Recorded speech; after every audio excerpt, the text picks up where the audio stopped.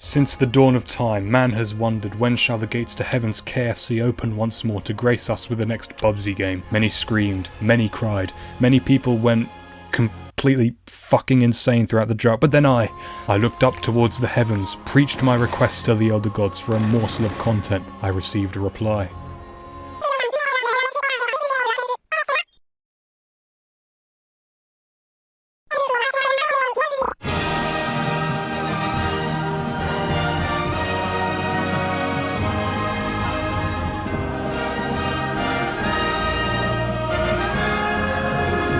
Sonic Colors Ultimate, the most ultimate remaster of them all. So since I asked for this about a year ago, it is now my duty to explain to you why it's the biggest heap of garbage ever made, because as we all know, all Sonic tubers are hypocrites. After 2 months of constant back and forth feelings and selling my soul to the devil for using the Epic Games launcher at all, we arrive at the park where it all began.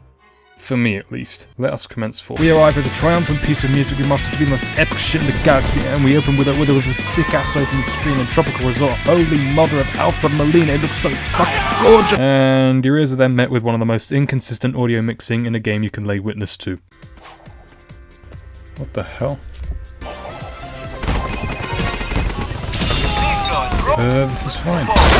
Colors Ultimate has a weird way of making certain sound effects more defined compared to the Wii version, others seemingly disappearing and others coming out of only one of my earphones at a time. More often than not, I'd hear sound effects suddenly blasting out of only the left ear, then I'd hear a cacophony of rings through the right. This fun little quirk is one of the most noticeable things in gameplay. As well as this, audio cutouts are a frequent and annoying issue. It's pretty much a roll of the dice as to whether or not the music will play when transitioning to different areas, even more so with wisps. Even the cutscenes aren't safe from music malfunctioning. I will crush Sonic!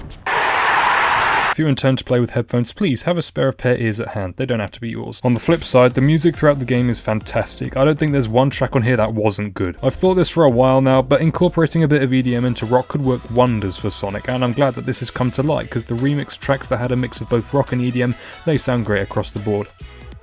Except Speak With Your Heart, that got fucking butchered. Without the original rock or even the symphony's orchestra, it lost its uplifting tone and is now a hell of a lot more flat. But at least the game has a built-in counter to this by playing no music at all for the second half of the 30-minute long credits. Now you see the silence, it represents the cold, empty void of space. It's not a poison, it's a cure. Baldy nose hair! As we all know, in the modern age, this is the only thing that matters, and colour me impressed. I don't have the best and most modern hardware, I'm not a massive graphics freak, but I am on the whole happy with the graphics and lighting itself. There are noteworthy areas that really look more stunning than others. Sweet Mountain, Starlight Carnival, Terminal Velocity, for some reason. These areas really stood out to me for absolutely nailing the colourful and vibrant look the original game was going for. Immersion doesn't tend to last too long though, as a blend of the camera clipping through bits of scenery, manic sieges, and a lack of visual effects at times break the illusion momentarily. The number of visual glitches and bugs I ran into are fairly minimal, but when they did happen, they were pretty damn noticeable. Not to mention the god-forbidden hub zones. I don't know what kind of crack was smoked in the office when making the hub areas, but it was some powerful shit to make them slow the animations down and not even position Sonic on the stage platforms correctly. However, individual detail in areas are terrific and improve upon the Wii version drastically. At its peak, Ultimate can look absolutely amazing with the bouncy lighting, god rays, contrast, sharper graphics. I remember this part in Planet Wisp where I just stopped and kept on strolling back to admire the shrubbery and overgrowth until I fell into Waluigi's soup. To which I was presented with the new Tails save feature. At least there's a silver lining. We didn't completely fuck it up.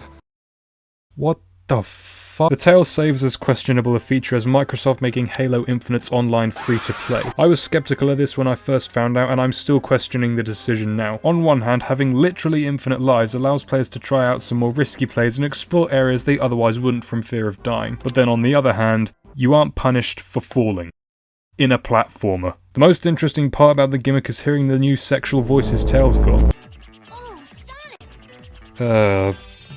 Tails, have you got some past trauma that you want to talk about? The new homing attack, however, is a good inclusion. Instead of making the game more of a cakewalk, the new homing attack actually rewards players for timing their attacks and not just spamming jump again and again. I like this. From what I've played, the Jade Ghost is more of a wisp used to get collectibles rather than to advance forward faster. There are definitely parts where using this wisp grants access to alternate routes, but I found myself using it to acquire red rings or tokens. These are the most important items in the entire game. Cause we got the Forces customization screen. It's pretty good, you know, you got got some shoes and boost effects. I'm not massive on the whole customization thing myself, so I just stuck with the movie loadout. But this is also the place where you can now check your progress and see what your personal bests are. The menus themselves are really unintuitive, laggy, and lack any transitions at all. It's definitely a low point, but it's the contents within the menus that make up for the placeholder menu screen. I like this.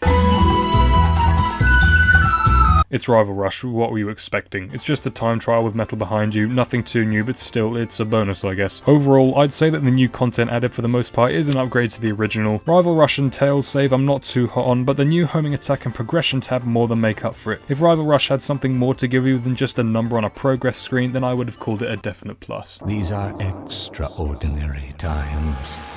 It's still colours.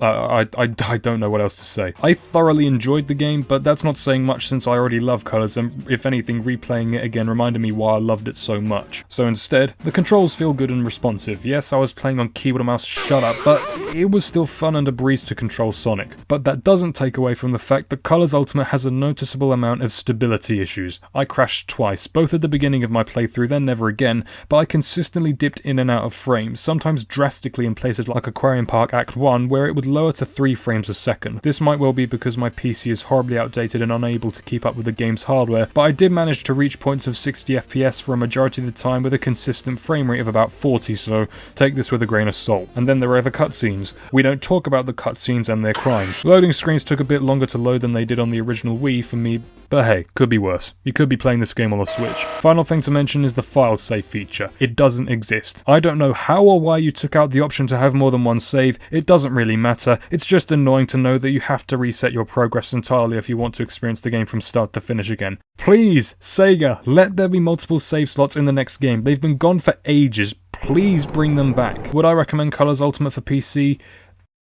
Maybe. The game itself is a pretty good remaster. The graphics and lighting ended up looking for the most part solid with a few technical hiccups. The new music, save for one track, is great. You can visibly see all progress made in one place along with the shop, and some parts of the new content added into gameplay are a definite plus. However, a stability patch, a patch to iron out some gameplay glitches, and a big motherfucking audio rework must be done to make this game worth the full price tag. For what it is, I'd say only get this if you're really keen on getting some exclusive Colors content. Otherwise, wait for the Steam version to drop, or for the first patches to be released. So from me, 6 sushis out of a Pacific Ocean. It's okay. I would implore Sega to try more remasters like this in the future, but only if they can figure out how to launch the game in a fully stable state.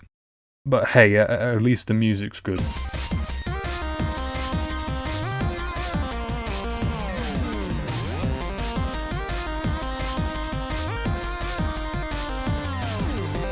Yes, I copied Donkey, shut up about it.